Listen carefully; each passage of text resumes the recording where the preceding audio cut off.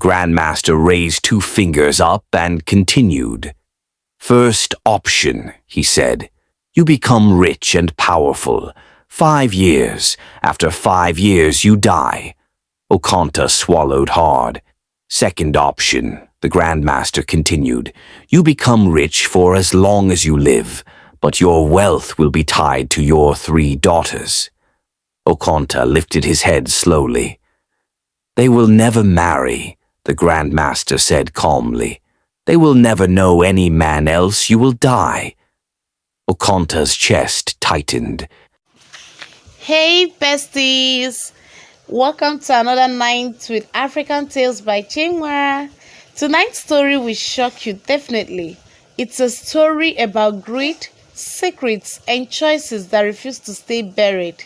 Guys, as you watch, please don't forget to like, comment, subscribe, and share. I love you all. Before people started calling him Chief Oconta, before the mansion, before the guards and the respect, Oconta was just another hungry man in Lagos. He lived in a crowded slum where zinc roofs touched each other like gossiping neighbors. His house was a single room, one room that carried a whole family, himself, his wife Obiageli, and their 3 daughters. No privacy, no comfort, just survival. Oconta pushed a wheelbarrow for a living. From morning till night he waited in markets, hoping someone would call him to carry loads. Some days were good. Many days were cruel. Hunger had become a familiar visitor in that house. So familiar that even church rats looked better fed. There were days the family ate once, some days nothing at all. When things became unbearable, they cracked palm kernels and chewed them slowly, pretending it was food. Hunger taught them patience. Hunger also taught them silence. One evening the children could not bear it anymore. "Mama, we are hungry," they cried, their voices thin like dry leaves. Obiageli's heart broke. A mother without food is a woman without answers. She pulled them close and whispered, "Be patient. Your father will bring something when he returns." She didn't know if it was true. She only hoped. That same day, Oconta sat inside his wheelbarrow at the market from morning till evening. Nobody called him. Nobody looked his way. He stared into space, his stomach twisting like it was angry with him. Just as the sun began to sink, a woman shouted, "Oga, you dey go?" Oconta jumped up as if life had returned to him. "Yes, madam. Where I go, carry am go," he asked eagerly. He carried her goods. She paid him 500 naira. 500. It felt like wealth. Oconta smiled for the first time that day. He already planned everything in his head. "I will buy 2 cups of gari, 1 for today, 1 for tomorrow." At least they still had salt at home, but life was not done with him. On his way home, his wheelbarrow tire burst. His heart dropped. Repair cost 300 naira. He paid it. 200 naira remained.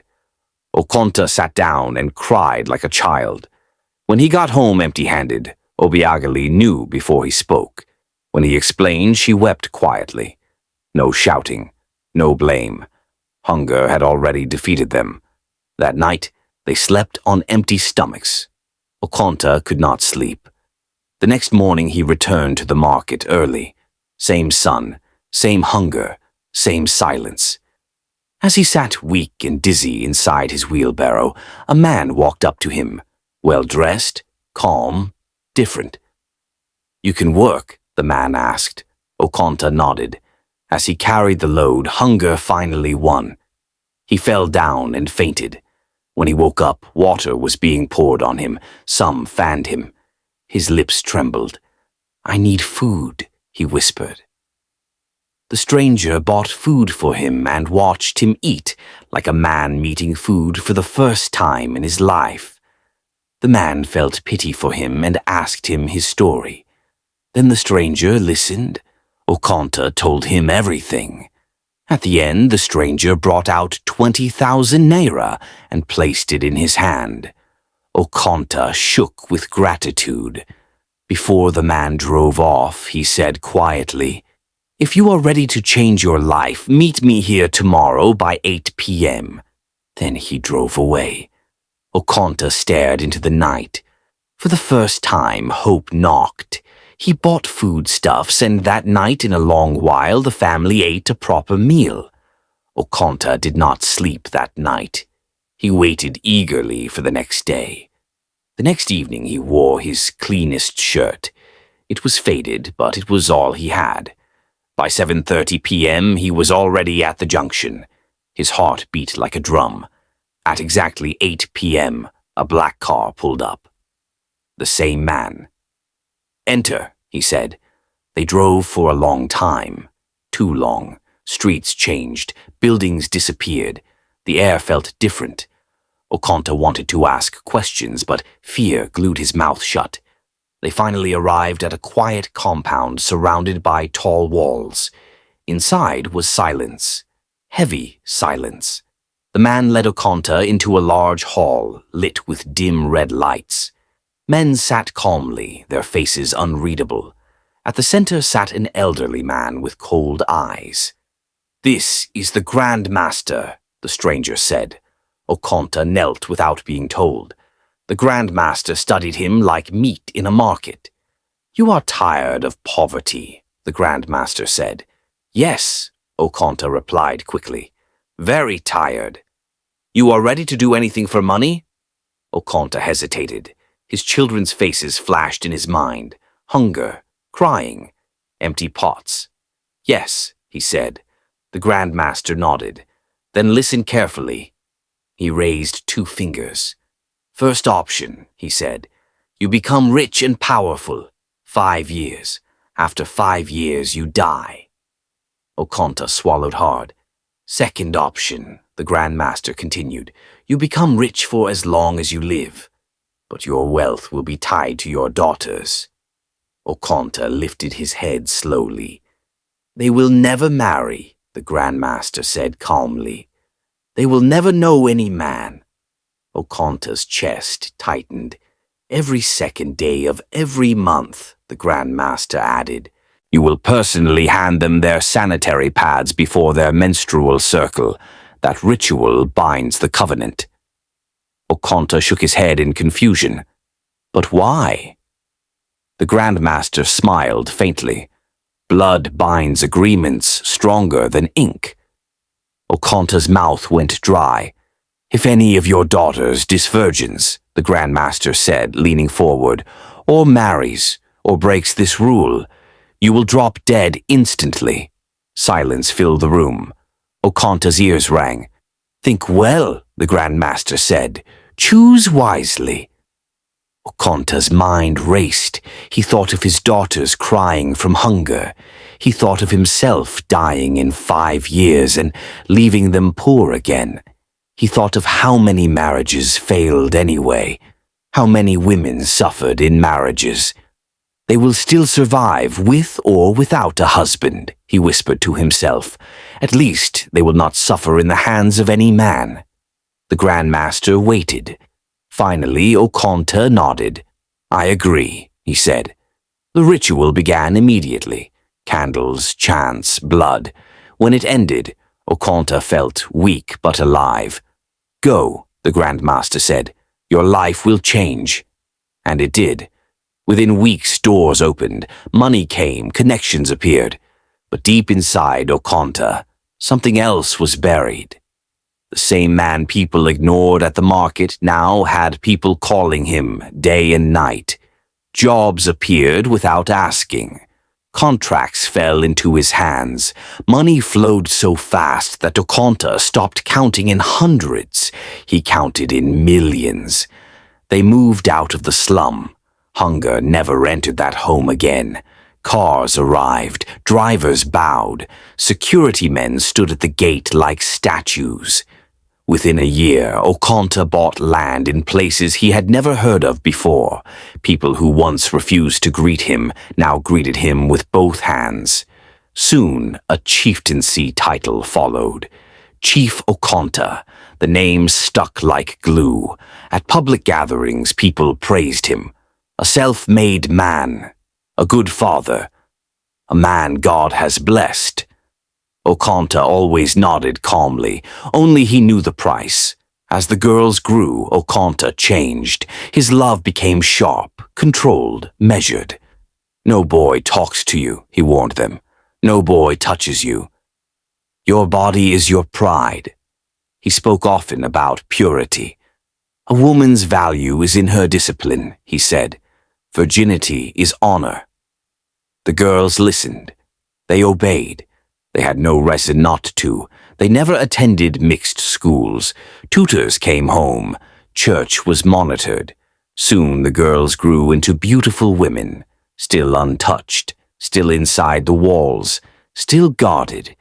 The second day of every month had a mood of its own. By 6 a.m. he was awake. By 7 a.m. the house was quiet. By 8 a.m. he sent everyone away. No visitors today, he would tell the guards. Nobody comes in. They never questioned him. Inside his room, Oconta opened a locked drawer. Inside were neatly packed sanitary pads. Same brand. His hands shook slightly every time he touched them. He called the girls one after the other. Iphioma first. She was calm, observant, and dangerously intelligent. She took the pads respectfully, but her eyes always lingered on her father's face, searching. "Thank you, Papa," she would say. Chinny came next. She was quieter. She followed rules easily, too easily. She collected the pads without looking up. Omalicha was last, the youngest, soft-spoken, nervous. She always hesitated before stretching out her hand. "Papa, every month?" she once asked quietly. Oconta froze. "Yes," he replied sharply, "every month." That ended the question. To the outside world, Chief Oconta was a responsible father. Many women praised him. "Which man still cares like that?" they said. "He doesn't allow his daughters lack. He protects them." But protection slowly turned into imprisonment. The girls were never allowed out alone. Never. Even inside the compound, guards followed them like shadows. Church conversations were watched. Smiles towards men were frowned upon. Soon suitors began to come. Some came with elders. Some came with gifts. Some came boldly. They all left the same way. "Leave," Oconta would say calmly, or sometimes violently. One evening, a young man dared to speak back. "Sir, with all respect, your daughter is of age." Oconta slapped him. The man never returned. That night, Obiageli finally spoke again after many years of silence. "This thing you are doing," she said, her voice shaking. "It is not normal. Do you want our girls to end up as their father's wives?" Oconta turned slowly.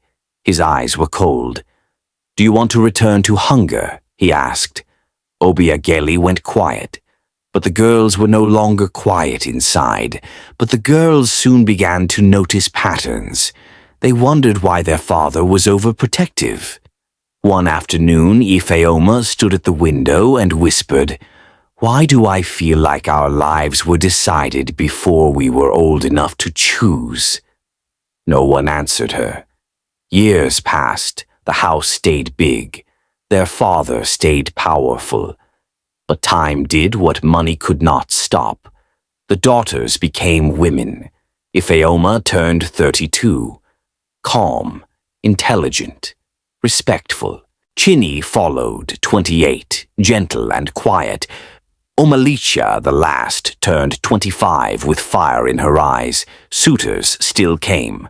Good men, educated men, men with good intentions. Each one left the same way they came. Rejected, insulted, sometimes threatened. One evening, the three sisters sat with their mother in her room. "Mama," Iphioma began carefully, "why does father not want us to get married?" Obiageli paused. Her hands trembled slightly. "Marriage is not a race," she replied. "That is not the question," Chinny added softly. "Men come. Papa chases them away. Why?" Obiageli looked away. The question was heavy on her. "I don't know," she admitted quietly. "I ask myself the same thing." The room fell silent. Later that night, they confronted their father. "Papa," Ifeoma said respectfully, "we need to talk." Okonta looked up from his chair. "About what?" "Marriage," Chinny said. The air changed. "Ifeoma is 32, Omalicha added boldly. "I am 25. Why are we not allowed to live our lives?" Okonta stood up slowly. "Never ask me that question again," he said. "But Papa, I said never." His voice shook the walls. "You think marriage is freedom," he continued angrily. "You think men are kind. I am protecting you. I am saving you from suffering, from being bullied in another man's house." "We are not children anymore," Ifeoma said calmly. "You will remain children in my house," Okonta snapped. "No man will control you. No man will touch you." That ended the conversation. Ifeoma accepted it quietly. Chinny cried that night, then wiped her tears and moved on. But Omalicha did not move on. That night, sleep refused to visit her. She lay awake, staring at the ceiling. Her father's anger replayed in her head, his fear, his trembling hands. Then another thought came. Why was Papa always the one buying their sanitary pads? Every second of the month. Always personally. At first, she had seen it as care. Now it felt strange. Very strange. She remembered how he panicked if anyone mentioned men, how guards followed them everywhere, how their lives felt planned, boxed, controlled. Her chest tightened. "What are you hiding, Father?" she whispered into the darkness. She sat up on her bed. Something was wrong. She felt it in her bones. And for the first time in her life, Omalicha wondered if their father was not guarding them from men, but guarding something worse. When Omalika finally slept that night, she dreamt. In the dream, she and her sisters were in a dark room. No windows, no doors, just darkness so thick it felt like it could touch skin. They were seated on the floor. Their hands were tied, their legs were bound, their mouths were sealed. They could not scream. They could not stand. They could not crawl forward or backward. They were stuck, and standing before them was their father. Not the father who smiled at breakfast, not the father people praised. This one was different. His eyes were red. His voice was not his own. He was chanting words Omalicha had never heard before, words that felt heavy, words that made the air vibrate. She woke up with a sharp gasp. "It's just a dream," she told herself, pressing her hand against her chest. "Just stress." She washed her face, prayed quietly, and moved on. But the feeling did not leave. Days passed. The house returned to its usual rhythm. Guards, silence, controlled laughter. Yet something clung to Omalicha like a shadow. Then the dream came again. This time it was clearer. The ropes on their hands were tighter. The room was colder. Her father's voice was louder. He was holding something in his hands. She couldn't see what it was, but she knew it was powerful, dangerous. She struggled to move. Nothing worked. When she woke up, she screamed. Her sisters rushed into her room. "What happened?" Chinny asked, shaking her. Omalicha sat up, trembling. "I saw Papa. Again." "Again?" Ifeoma asked. She told them everything. The dark room, the ropes, their father, the chanting. Ifeoma frowned. "Omalicha, it's just a dream." "Yes," Chinny added quickly. "Stress does that. You think too much." "But why the same dream?" Omalicha asked, her voice shaking. "Why the same room? Why Papa?" Ifeoma forced a smile. Our father would never harm us. Omalicha nodded slowly, but her heart disagreed. That night she did not sleep. She lay awake, listening to the sound of the house breathing, the hum of the generator, the footsteps of guards outside. Every sound felt louder than usual. Weeks passed, and the dream came for the third time. This time it was unbearable. Their ropes were cutting into their skin. Tears ran down their faces, but no sound came out. Their father stood closer now. She could hear every word of the incantation. Each word felt like a nail being driven into the ground. She tried to scream. She woke up choking. Her body shook violently. She clutched her chest, gasping for air. Her nightdress was soaked with sweat. This was not ordinary. Dreams do not repeat like this. Dreams do not feel this real. That morning Omalicha could not eat. She could not speak. She watched her father move around the house, calm, composed, respected. She watched him smile, and all she could see was the man in her dream. That was when fear settled fully in her heart. She whispered to herself, "Something is wrong. Something is very wrong." And deep inside, she knew the dreams meant a lot. Omalicha finally took a decision. She planned it quietly. The second of the next month came. As usual, Chief Okonta sent everyone away. As usual, he locked the door. As usual, he opened the drawer. The ritual began. Ifeoma went first. She collected her pad and thanked him. Chini followed, calm as ever. Then Omalicha stepped forward. Their father looked at her longer than usual before handing it to her. "Use it," he said flatly. "Yes, Papa," she replied.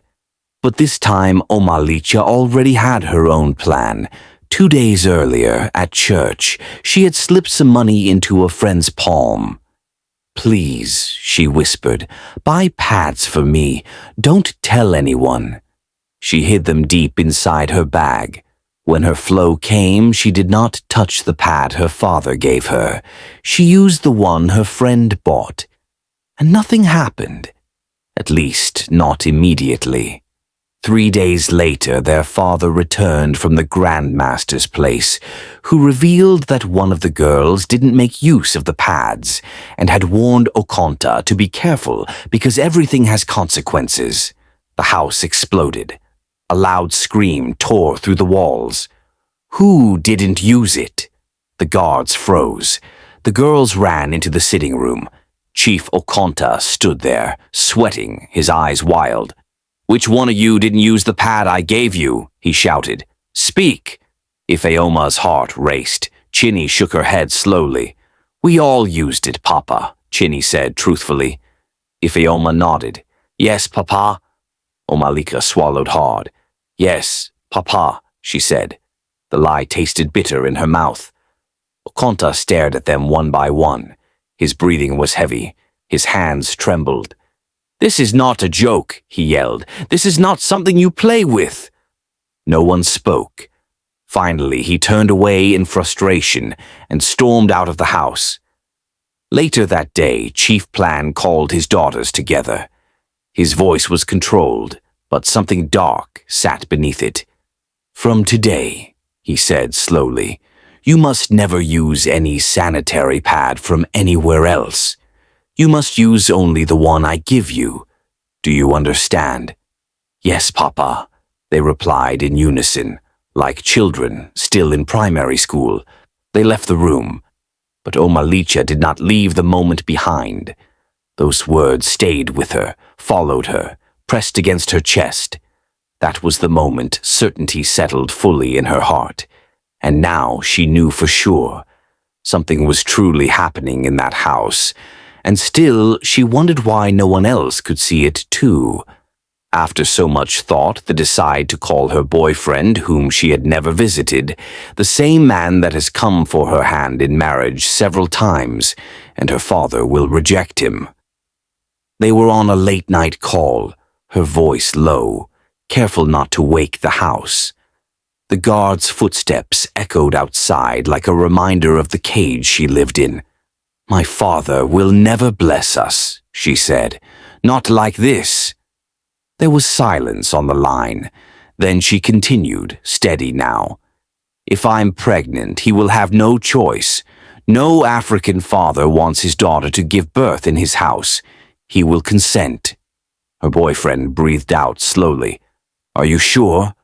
"I am," she replied. And she was. Fear had lived in her long enough. She wanted an ending. Any ending. The problem wasn't the decision. It was the walls around it. She couldn't leave the house alone. She couldn't step into a man's place with guards watching. Every path was blocked, every door locked. Until one evening, after service, as the car rolled through familiar streets, pain became her excuse. "My cramps are bad," she said to the guard driving. "Please, can we stop at the pharmacy?" "I'll buy it for you," he offered, already slowing down. "No," she said quickly, then softened it. "I know the particular one that works for me." He hesitated, rules pressed against concern. But she was Chief Okonta's daughter anyway. "Be fast," he said. Inside the shop, her heart raced. The bell chimed behind her like a warning. She didn't waste time. "I need sleeping pills," she told the attendant. "Strong ones. I don't sleep at night." She paid. She hid them. She walked out calm, the bag light in her hand and heavy with intent. That night, she didn't sleep. The next morning, she did something no one expected. "I'll cook today," she announced. Surprise flickered across faces. She moved carefully in the kitchen, measured, quiet. When the food was ready, she served everyone herself. Her father, her mother, the guards, the staff. They ate. Laughter, plates clinking, normal life. Then, one by one, the house fell into a deeper quiet. Breathing slowed, chairs went still, heads drooped. Omalicha stood there listening, counting the seconds. She picked her bag, opened the door, stepped out. No footsteps followed. She walked fast, then faster. Her chest burned with fear and freedom tangled together.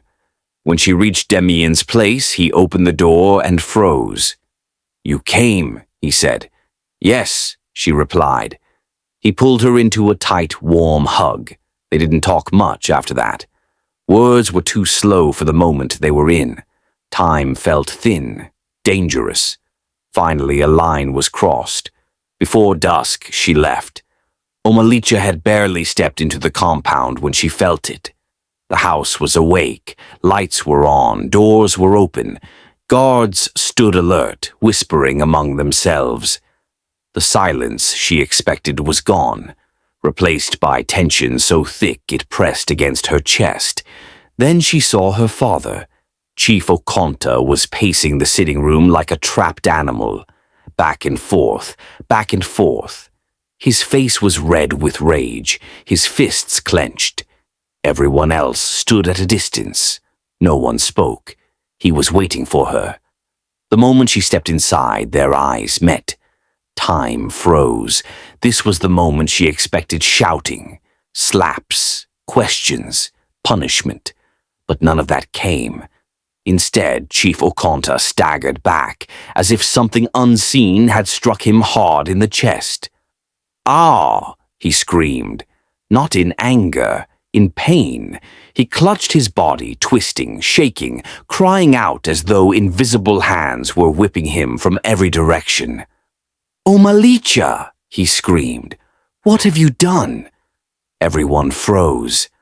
"Omalicha, what have you done to me?" he cried again, his voice breaking. "How could you do this to me?" He fell to his knees. "Omalicha, you have killed me," he shouted. "You have finished me." Obiageli rushed forward. "Okonta, what are you saying?" But he didn't hear her. He screamed louder, holding his chest, rolling on the floor like a man being beaten by forces no one could see. "Why did you let a man sleep with you?" he yelled. "Why did you open the door?" The words hit the room like thunder. The guards gasped. Ifeoma screamed. Chinny covered her mouth. Omalika stood frozen, her legs weak, her heart pounding so loudly she could hear it in her ears. Then Chief Okonta began to talk, not as a father, as a condemned man. "I chose money over my children," he confessed, his voice cracking. "I sold your futures for wealth. I entered a covenant. I bound you. I bound myself." He laughed bitterly, then cried. "The second of every month," he continued. "The pads, the control. It was never protection. It was bondage." Obiageli collapsed into a chair, screaming. "I did it so we would never be poor again," Okonta sobbed. "I thought I was saving us.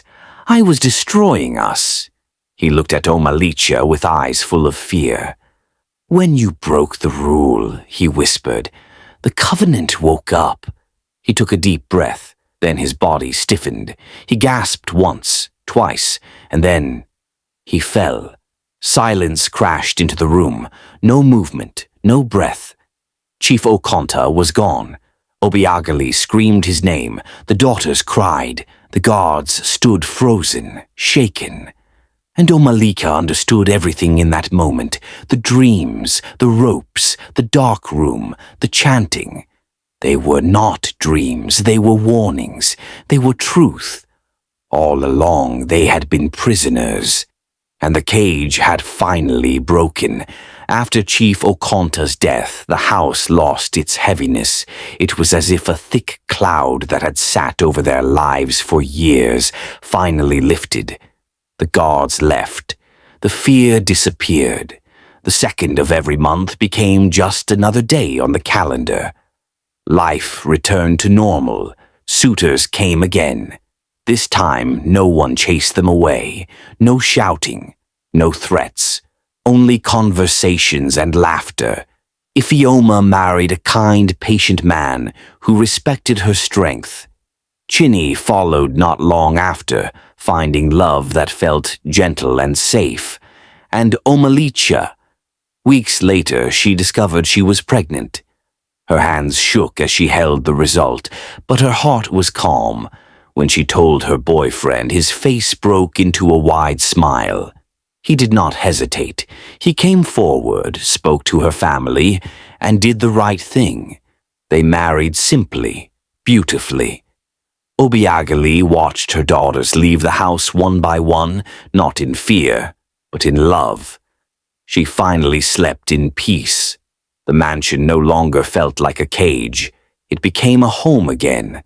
The past stayed buried where it belonged, and the girls, once bound by silence and secrets, learned a simple truth. No wealth is worth bondage. No love should come with chains. At last they lived, and they lived free. True wealth is not the money in a man's house, but the peace in his home. When greed replaces wisdom and control replaces love, a family becomes a prison instead of a shelter. No parent should trade a child's future for comfort, because sacrifices made in darkness always demand a price in the light. Protection that steals freedom is not protection, and love that comes with chains is not love. In the end, honesty, freedom, and integrity bring the kind of blessing that lasts, while wealth built on fear and secrets will always crumble. Besties, if the story made you think, then it actually did its job. Please support the channel by liking, commenting, and subscribing. Your support keeps these stories alive. Good night, and see you all at the next tale.